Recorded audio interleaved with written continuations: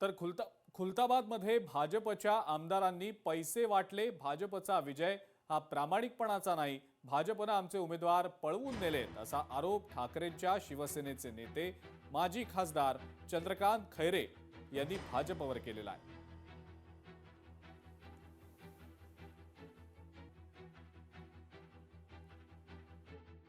30,000 रुपये भारतीय जनता पार्टीच्या लोकांनी त्या ठिकाणी वाटले।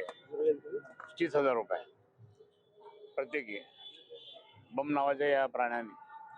मग जर असं असेल खुलताबाद सारख्या छोट्या नगरपालिकेमध्ये जर तुम्ही इतकं वाटत असाल आणि परत गंगापूरला पण तसंच केलं, पण त्या दोन्ही ठिकाणी त्याचा पराभव झाला बमचा। पण मला या ठिकाणी सांगायचं की भारतीय जनता पार्टीने इतका पैसा करोडो रुपये वाटले, शेतकऱ्यांना वाटले असं तर काय झालं असतं। आता जिल्हा परिषदेमध्ये दाखवून देतो शेतकरी, जिल्हा परिषद निवडणुकीत शेतकरी दाखवून, म्हणून त्यांनी ही निवडणूक आधी घेतली।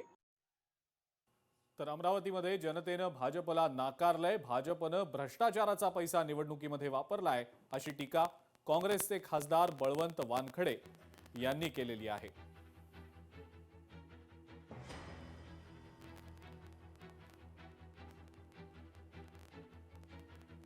काँग्रेस खासदार बळवंत वानखडे यांनी भाजपवर टीका केलेली आहे। भाजपनं भ्रष्टाचाराचा पैसा निवडणुकीमध्ये वापरला, पण तरी सुद्धा अमरावतीमध्ये जनतेनं भाजपला नाकारलंय असं वानखडेंनी टीका करत म्हटलंय। हा निश्चितच मोठा विजय समजला जाईल, कारण अमरावती जिल्ह्याचे पालकमंत्र्यासहित सगळे भाजपाचे नेते हे कामी लागले होते आणि त्यांचे दावे मोठमोठे होते की अमरावती जिल्ह्यात फक्त कमळ शिवाय काही राहणार नाही।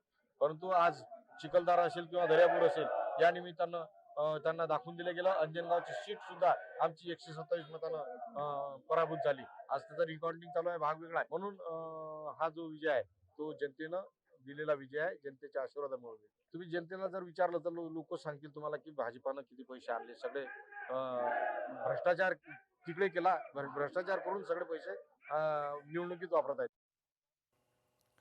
सांगलीच्या पलूस नगर परिषदेमध्ये काँग्रेसची सत्ता आलेली आहे, काँग्रेसला विजयी केल्याबद्दल जनतेचे आभार असं म्हणत आमदार विश्वजित कदम यांनी जनतेचे आभार मानलेले।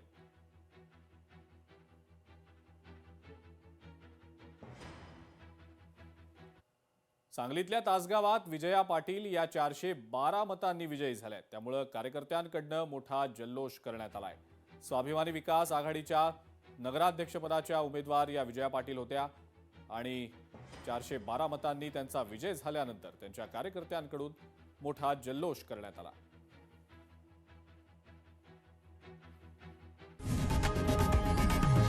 लोकशाही मराठी ऐका, पहा, जागरूक रहा।